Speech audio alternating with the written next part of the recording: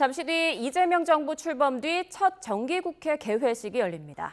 인사청문회와 국정감사의 내년도 예산안까지 처리해야 할 사안이 적지 않지만 여야 관계는 어느 때보다 냉랭해 격렬한 충돌이 예상됩니다. 국회 취재기자 연결해서 자세히 알아보겠습니다. 강민경 기자. 네, 국회에 나와 있습니다. 네, 먼저 정기국회 일정부터 정리해 볼까요? 네, 국회는 잠시 뒤인 오후 2시 본회의장에서 정기국회 개회식을 엽니다. 이재명 정부의 첫 정기국회는 오는 12월 9일까지 100일 동안 이어지는데 이 기간 예산안 심사와 국정감사 등 굵직한 국회 일정이 잡혀 있습니다. 당장 9월 정기국회 일정만 해도 빠듯합니다.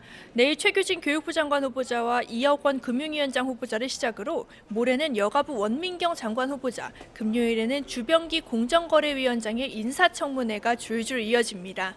다음 주 9일과 10일에는 각각 민주당, 국민의힘의 교섭단체 대표 연설이 진행되고요. 오는 15일부터 나흘 동안은 대정부 질문이 예정돼 있습니다. 정기국회 중간중간에는 법안 처리를 위한 본회의도 잡혀 있어서 각종 개혁 법안들이 문턱을 넘을 걸로 보입니다. 이 100일 동안 여야가 충돌하지 않을까 싶은데 당장 오늘 본회의 복장을 놓고서도 기싸움을 벌이고 있다고요. 네, 우원식 국회의장이 개회식에 한복을 입자고 제안했지만 국민의힘은 입법 폭주에 대항하겠다며 상복을 입겠다고 선언했습니다. 민주당은 의원 자율에 맡긴다고 한 상태라 양복과 한복, 상복이 섞인 모습이 연출될 전망입니다. 여야의 대립은 인사청문회 전국을 거쳐 다음 주로 예상되는 국민의힘 권성동 의원의 체포동의안 표결에서 정점을 찍을 걸로 보입니다. 절대 의석을 가진 민주당은 체포동의안 처리를 벼르지만 국민의힘은 야당 탄압이라는 논리로 반발하고 있습니다. 다만 권 의원이 불체포 특권 포기를 선언한 만큼 체포동의안 표결은 지켜봐야 합니다. 민주당은 수사 독려 차원에서 3대 특검의 기한을 연장하고 인력을 보강하는 법 개정안도 오는 4일 법사위에서 처리하겠다는 입장입니다. 여당 법사위원들은 서울구치소에 찾아가 윤석열 전 대통령이 체포영장 집행에 저항하는 모습이 담긴 영상을 열람하고 관련 브리핑을 하는 등 여론전도 병행하고 있는데요. 들어보시겠습니다. 집행을 시도하려고 할 때 이미 속옷 차림으로 자리에 앉아서 성경책으로 보이는 책을 읽고 있으면서 집행을 거부했습니다. 국민의힘은 지방선거를 대비한 여당의 폭거라는 입장을 고수하고 있습니다. 의석수로는 막을 방법이 없는 만큼 당 차원의 여론전 항전은 이어질 전망입니다. 절대 의석을 가진 민주당이 정기국회 처리를 공언한 224개 중점 법안들을 놓고도 격돌이 예상됩니다. 민주당은 3대 개혁 법안을 흔들림 없이 처리하겠다는 입장인데 정청래 대표의 발언입니다. 당정되는 이견 없이 흔들림 없이 원팀 원보이스로 찰떡같이 뭉쳐 차돌처럼 단단하게 달려가겠습니다. 국민들이 체감하는 입법 성과를 내기 위해 국민만 보고 달려가겠습니다. 반면 국민의힘은 장외투쟁까지 병행하겠다는 결사항전 태세를 다지고 있어 격돌이 예상됩니다. 송원석 원내대표 발언입니다.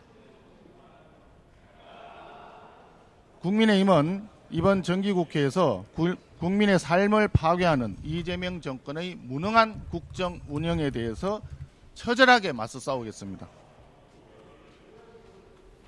네, 여야 모두 외부의 적을 상대하겠다며 똘똘 뭉친 모습인데 그렇다고 내부 이견이 아예 없는 건 아니죠?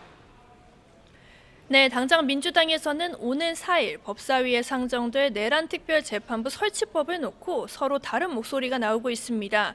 법사위원들을 중심으로 한 강경파는 한덕수 전 국무총리의 구속영장 기각을 계기로 사법부가 내란 종식의 보루가 아닌 점이 확인됐다며 내란특별법 제정이 꼭 필요하다는 입장입니다.